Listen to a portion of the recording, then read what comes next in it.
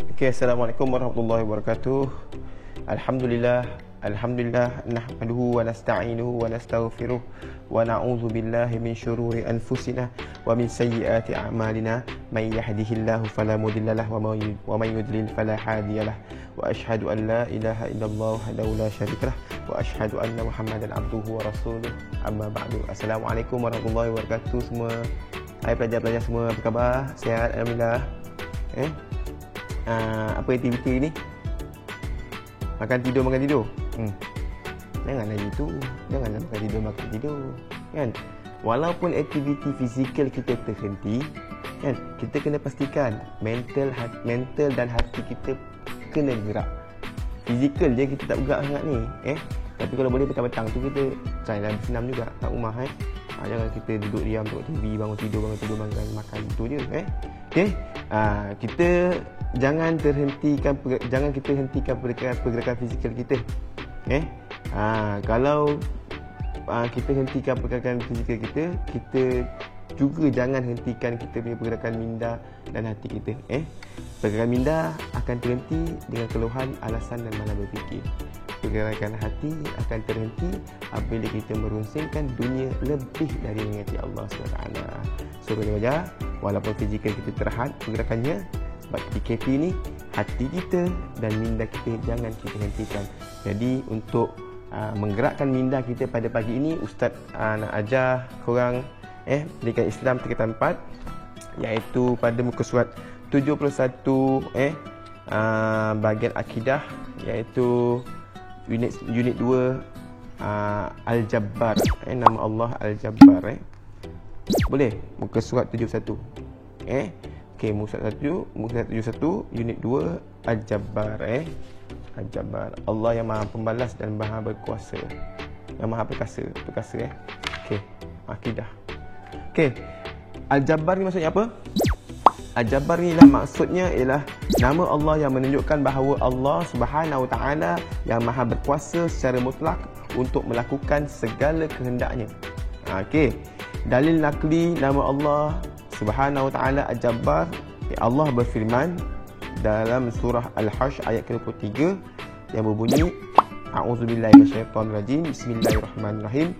Huwallahu alladzi la ilaha illa huwal malikul quddusus salamul mu'minul muhaiminul azizul jabbarul mutakabbir subhanallahi amma yusyrikun. Sadaqallahul azim. Yang maksudnya, dialah Allah yang tiada Tuhan kecuali Dia, yang menguasai seluruh alam, yang maha suci, yang maha sejahtera, yang maha memiliki, yang melimpahkan keamanan, yang maha memelihara keselamatan, yang maha perkasa, yang maha berkuasa, yang memiliki segala keagungan.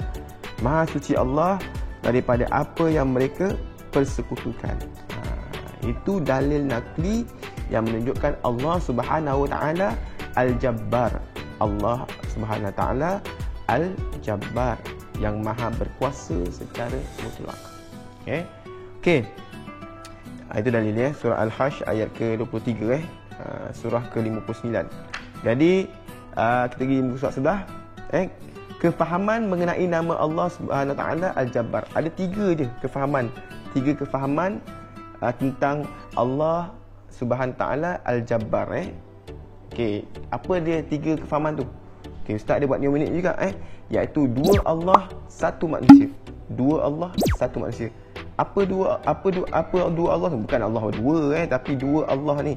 Allah yang pertama ialah Allah memiliki dan menguasai seluruh alam. Allah MM. Okey, Allah MM. Allah memiliki dan menguasai. Allah memiliki, Allah menguasai. Allah MM. Itu kaedah untuk nak ingatlah. Bukan Allah ni dua. Okey, nak ingatkan pelajar. Allah MM.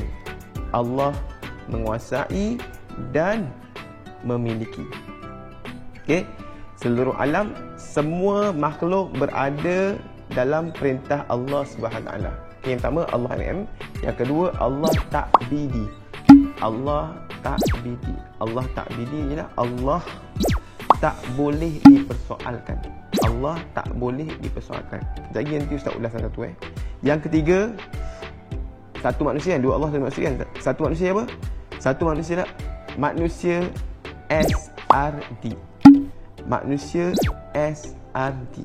Okey, manusia wajib bersifat rendah diri. SRD tu sifat rendah diri. Manusia wajib SRD, sifat rendah diri. Okey, nanti Ustaz ulas satu. Kita yang pertama, Allah MM. Allah menguasai dan memiliki.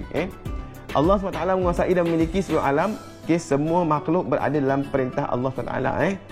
Daripada Abdullah bin Umar radhiyallahu anhu meriwayatkan bahawa Rasulullah SAW menjelaskan bahawa pada hari kiamat Allah SWT memegang 7 petala langit dan bumi dengan kekuasaannya.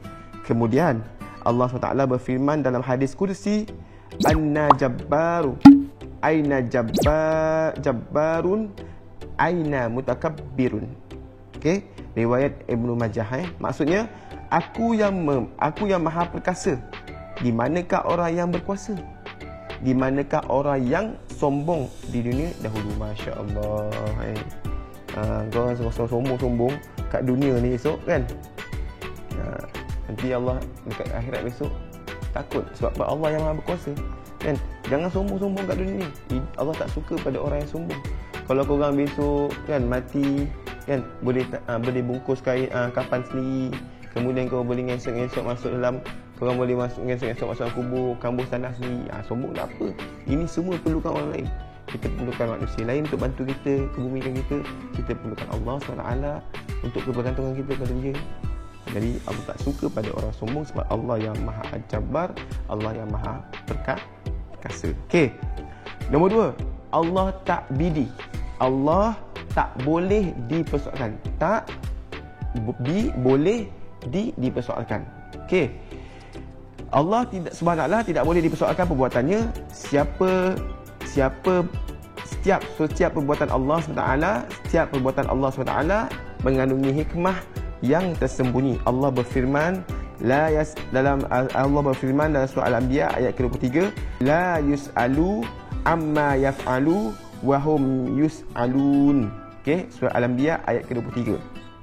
Okey, maksudnya dia tidak boleh ditanya tentang apa yang dia lakukan, sedang mereka lah yang akan ditanya kelak.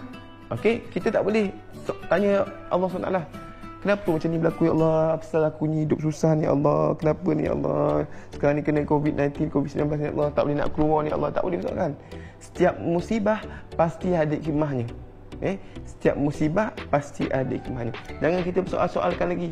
Jangan kita persoal-soalkan lagi apa yang Allah datangkan kepada kita. Kita kena serahkan bulat-bulat urusan dunia kita, urusan hidup kita pada Allah SWT. Kat sini Ustaz nak ajar satu doa. Doa ni dalam kehidupan korang, kalau korang boleh lakukan kan, kalau korang rasa susah sangat, amalkan doa ni insya-Allah. Apa doa dia? Dalam surah Al-Ghafir ayat ke-44. Macam mana doa dia? A'udzubillahi minasyaitonirrajim. Bismillahirrahmanirrahim.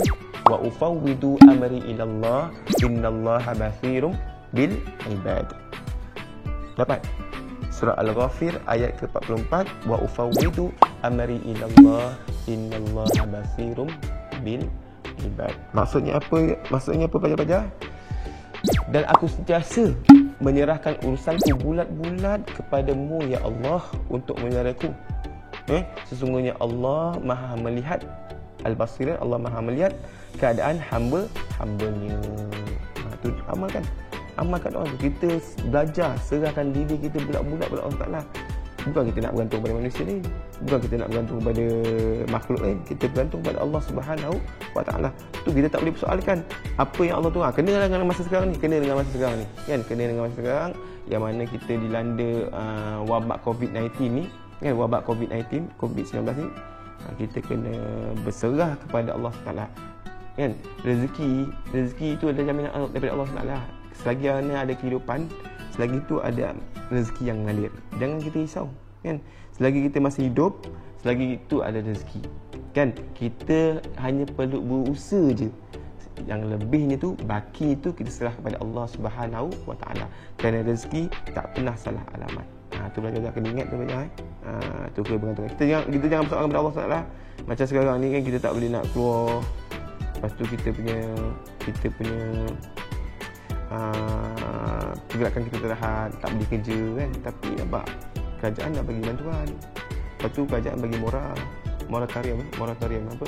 Penangguhan bayaran kan. Kita ustaz faham kadang-kadang ada apa syarikat-syarikat kecil and SME kan, small medium enterprise kan, yang apa tu, yang ada buat pinjaman kereta, pinjaman untuk perniagaan. Bukan syarikat ni, individu pun sama kan, ada pinjaman kereta, ada pinjaman pribadi kan.